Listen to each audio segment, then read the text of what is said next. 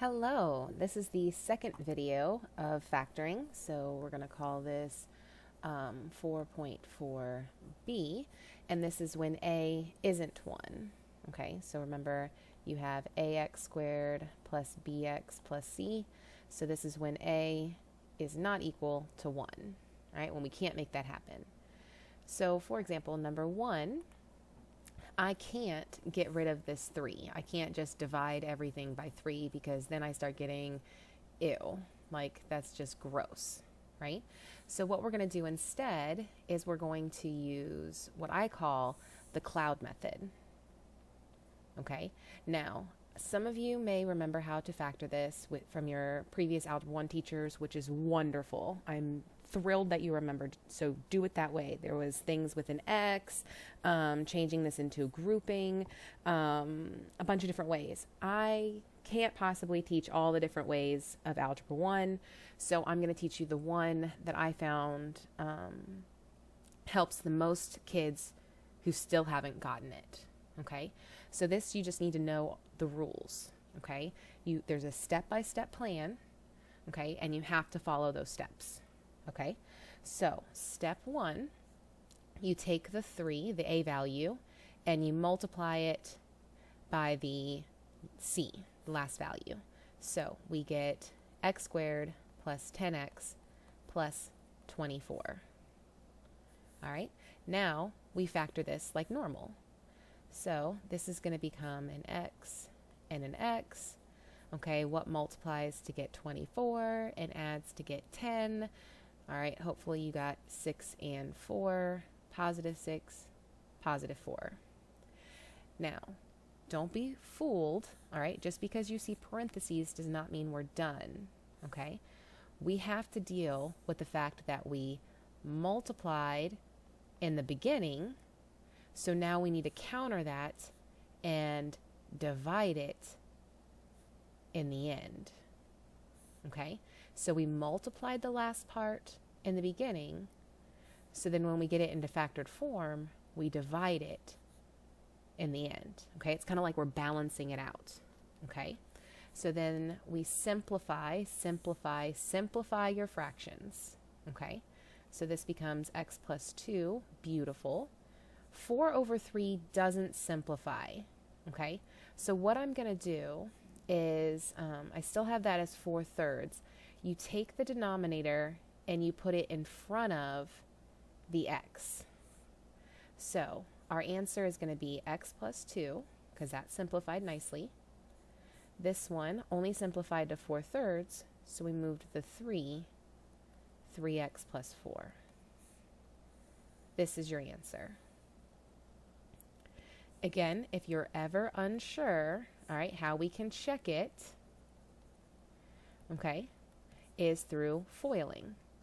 So we end up with 3x squared plus 4x plus 6x plus 8. And so we get 3x squared plus 10x plus 8. And notice that is what we started with. Okay, so that's how we know we did it right. Oops, sorry. Okay, so let's do it again. Okay, so let's do number 2. You take the 5, the a value, and you multiply it with the last value. So we get x squared minus 17x plus 30. We factor this like normal, so we got to go, okay, x.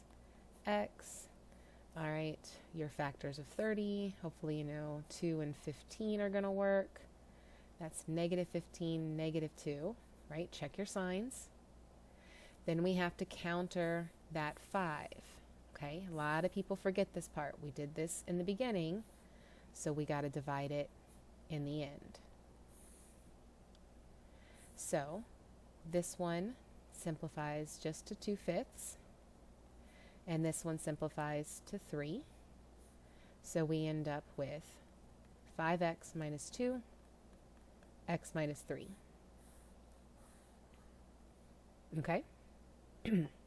Now again, I find the cloud method to be extremely useful, but if you don't remember all your steps, you're going to get it all wrong. Okay, and again, if you remember the old way, your old Algebra 1 teacher, go for it. Or if you have someone else showing you a different way that works every time, go for it.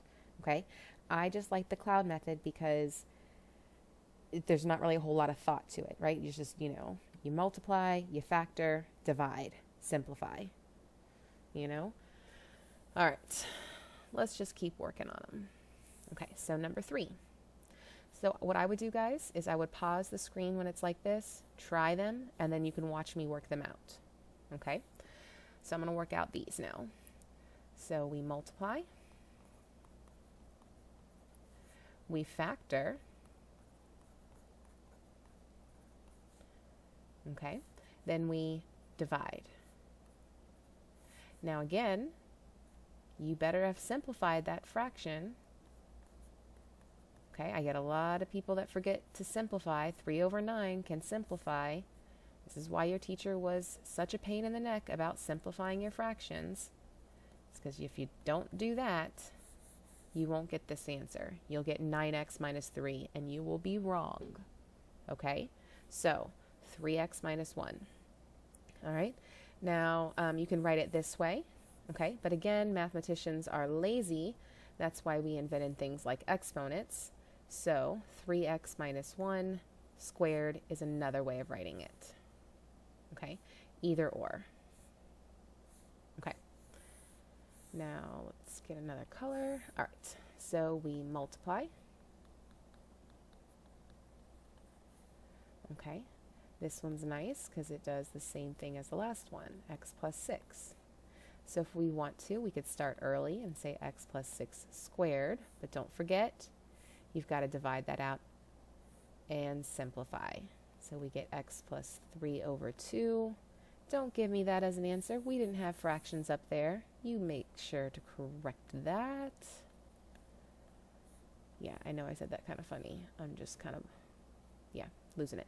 Okay, so 2x plus 3 squared. Or, again, you can write 2x plus 3 times 2x plus 3. Perfectly fine.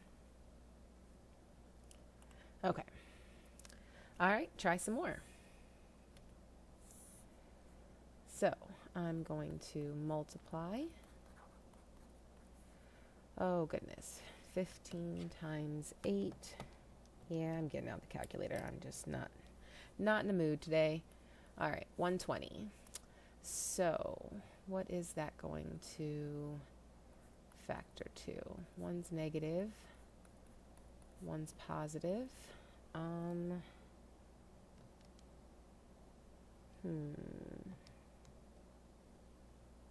Nope.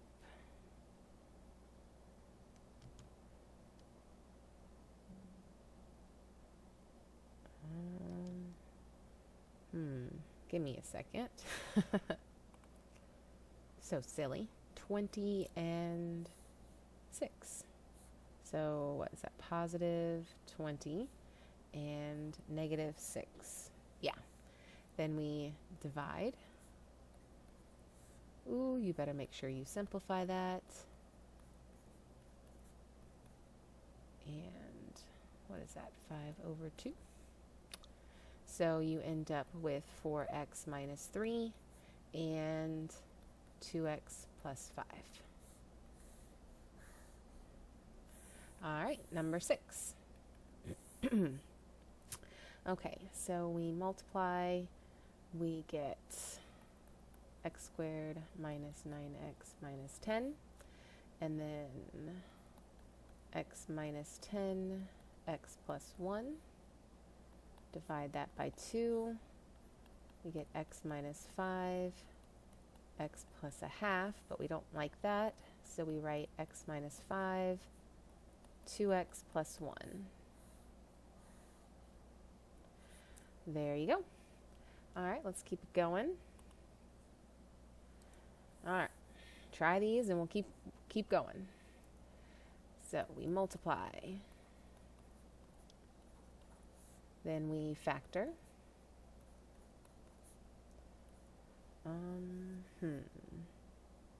Oh, 6 and 10.